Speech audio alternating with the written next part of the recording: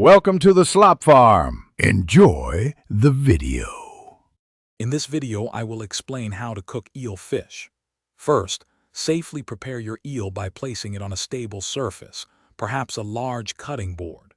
Use a sharp knife to make a small incision behind its head, severing the spinal cord quickly.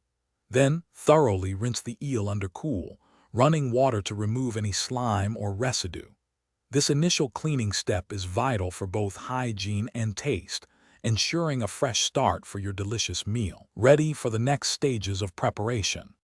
Once clean, secure the eel by its head, using a strong grip or a hook. Carefully make a circular cut just behind the head, then use pliers to pull the skin down firmly and steadily. After skinning, you will carefully run your knife along the backbone, separating the flesh from the bones on both sides. This process yields two beautiful, boneless fillets, ready for your chosen culinary adventure, providing tender, succulent pieces. Flavoring the eel significantly elevates its taste profile. A classic marinade includes 3 tablespoons of soy sauce, 1 tablespoon of mirin, and 1 teaspoon of freshly grated ginger, with a hint of sugar.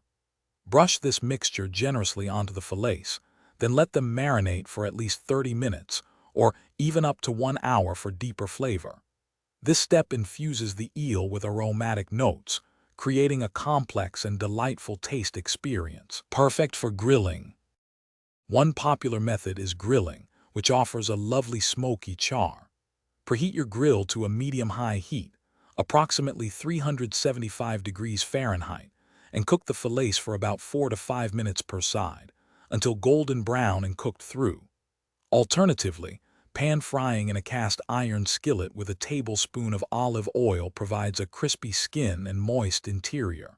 Cook for 3 to 4 minutes per side, ensuring the flesh is opaque. Both methods yield fantastic results. Thanks for watching. Consider subscribing if we helped you today.